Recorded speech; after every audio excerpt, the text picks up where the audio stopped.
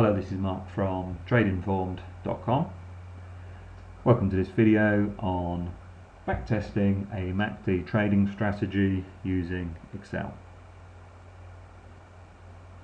The strategy that we're going to test in this video, the rules for the strategy are written on the screen. We're going to use the MACD indicator, moving average, convergence, divergence. We're going to use the standard settings of 12, 26 and 9. The strategy is only long. We will only take buy orders and the trade will be entered when the MACD histogram crosses from negative to positive. We will use a stop loss and a profit target, and these will be based on a multiple of the average true range. We will take all entry signals but will not pyramid, so that if we are in a trade and we receive a new trading signal, we will close out the existing trade, take the profit or loss that has accrued, and open the new trade with a new entry price, target and stop loss.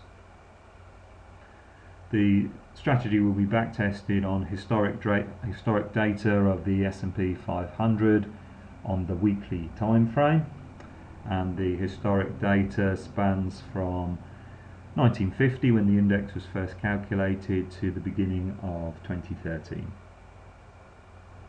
The video is divided up into two parts. The first part will look at how we can build a backtest model in Excel, and the second part will show you how we can calculate the metrics to compare the trading strategies, such as profit factor, percentage of winning trades, etc. This is the spreadsheet that we're going to use to build the backtest in. It is the spreadsheet from the previous video in this sequence called How to Calculate and Use the MACD Indicator in Microsoft Excel. There is a link on the screen to this video, so if you want to know how we calculated the MACD and set the formula for our trade entries, then you can have a look at this video. Okay, for the backtest, what I'm going to do first of all is I'm just going to hide these columns that we don't need. We need our trade entries and we need the average true range. So I'm going to insert some new columns along here. I'm going to start this first one over here and I'm going to call it entry price. Next one is the profit target price, and then the stop loss price. Okay, then we're going to want to know how much we will win if we have a profitable trade, and how much we will lose if we have a losing trade. Next column, we're going to calculate whether or not we have a trade running in any particular week, and then our capital or our trading account balance at any particular week. Okay, I said our profit target and stop loss were going to be based on multiples of the ATR, and the first multiples that I'm going to use, first variables I'm going to use, are 10 and 2. So 10 times the ATR is our profit target, and 2 times the ATR is our stop loss price. This gives us a reward to risk ratio of 5:1. Our profitable trade profit and losing trade loss has to be in the same proportion as the profit target and stop loss. So I'm going to calculate these as a percentage of our capital.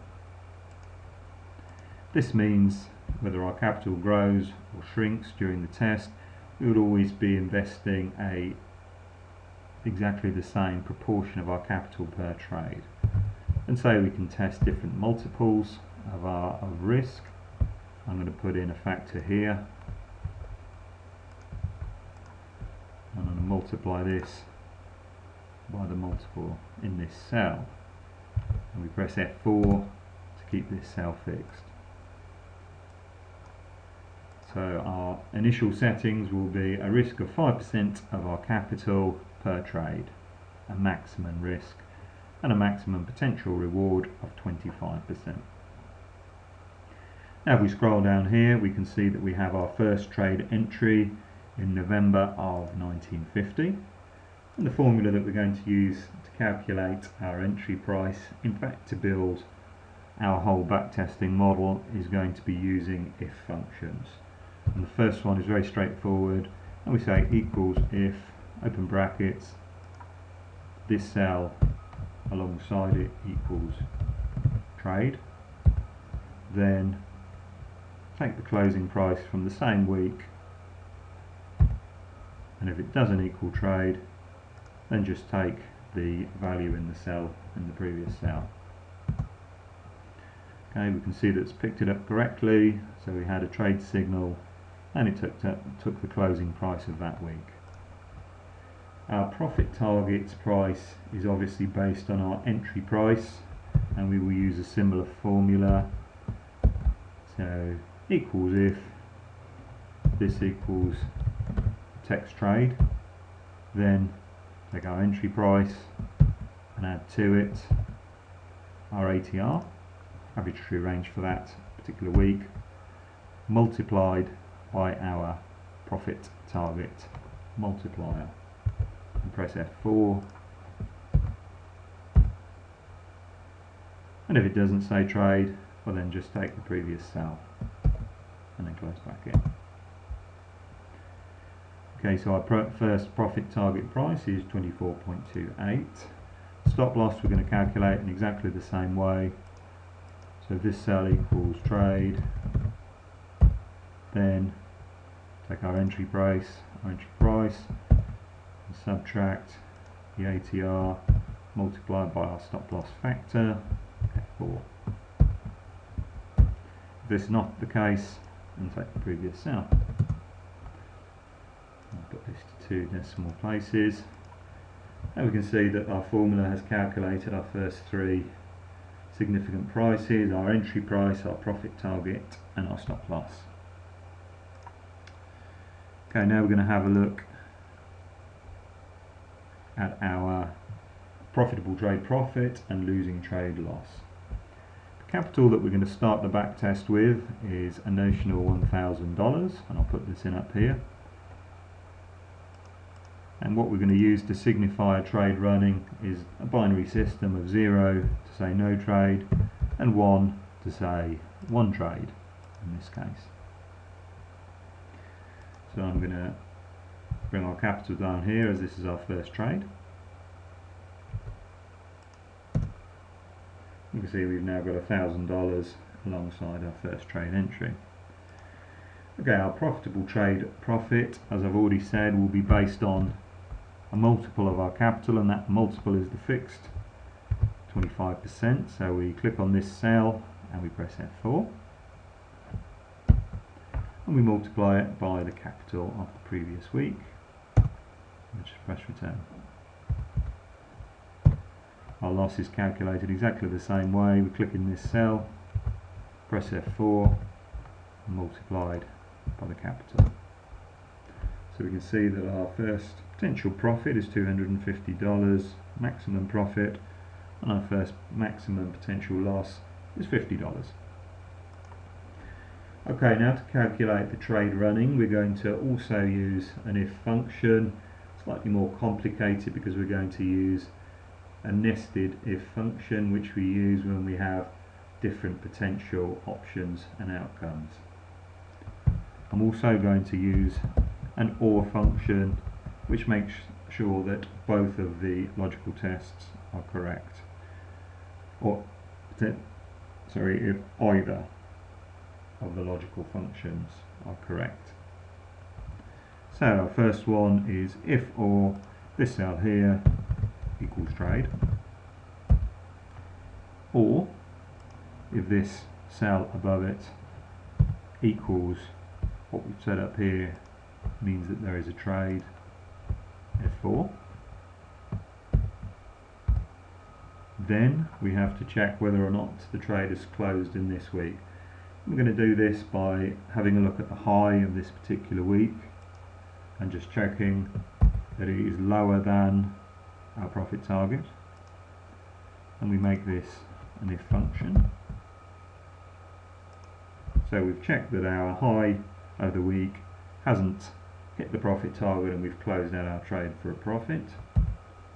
We're also going to check that our low for the week hasn't hit our stop loss and the trade has been closed out for a maximum loss.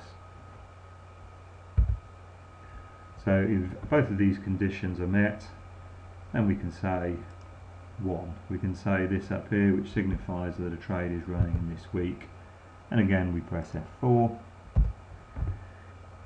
If none of these are the case, then we click on this cell, this reference cell here, for 0. Close bracket to close this if function, and we have this one is false and we use 0 again. Then we close out the final if function, again as 0, F4.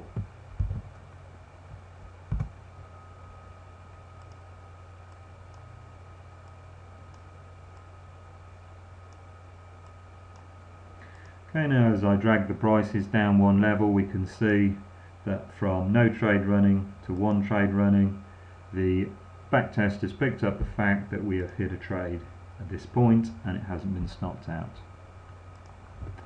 Okay, the next thing we need to calculate is the capital, and again we're going to use nested if functions here.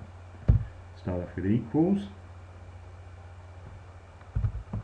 And the first thing we're going to check for is that if there was a trade running or not. So we're going to say if this one equals trade running.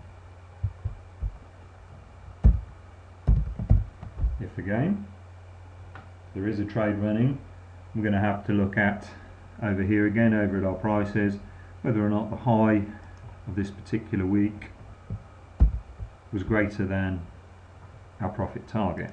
So whether or not we hit our profit target.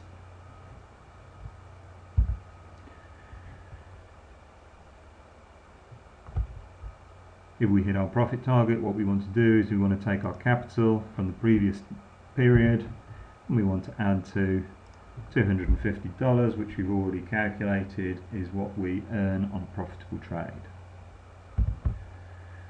Okay, so if we haven't hit our price, if our high hasn't hit our profit target, then we want to have a look at next whether or not the low for the week has hit our stop loss price. Again, we have to make this an if function.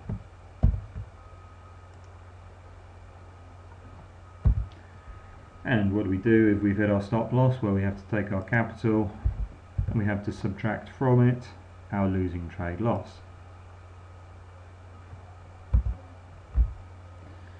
Okay, now if this is false, then we just want to take the capital from the previous day.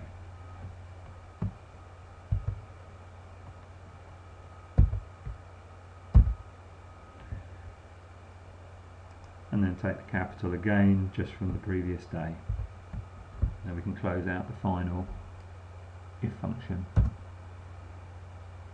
Okay, so there we go, we've almost built our backtesting model. There's just one thing that we said in the rules but we haven't accounted for so far. So I can drag these down and we can see that as the trade goes on through time, our capital account changes and the fact of the trade running changes. But what we haven't accounted for so far is when we have a open trade and we get a new trading signal. I'm going to do this in the next column called rollover. And the first occasion that this occurs is here, when we have a new trade. We've adjusted our entry price, we've adjusted our profit target and stop loss, but it hasn't registered in our capital account. So what have we gained in this rollover? Well, we've gained in this case the difference between the two entry prices, 1.58 points, and that profit should be allocated to our capital account. Obviously our profitable trade profit is worked out as a proportion of our capital. So the way I've done this in this particular backtest is we divide the actual points we've made by the maximum that we could have made. And we can see that the maximum we could have made is 0.32 or 31% of our profit target. So I can then multiply this whole sum by 250 here, and there at this point we will gain a profit of $79.16. However, we need to be careful that we're not adding the rollover price on every time, only when we have an existing trade. So we're going to check for this again by using an if function, and we're going to say if previous week has got a trade running, and we identify this by the 1 up here, F4, then we perform this sum. If there's not a trade running, then do nothing.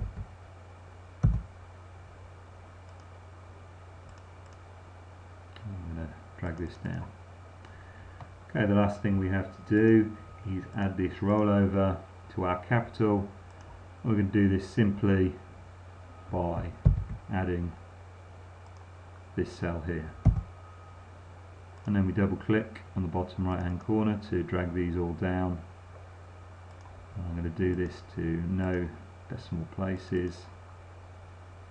In fact, all of these to no decimal places, and then copy them all down. Okay, so this is the end of part 1 of this video. We've run the backtest, and if we scroll down all the way through the 63 years, we can see that the backtest has been, or the trading strategy has been successful, and our capital account has increased from $1,000 to $16,944.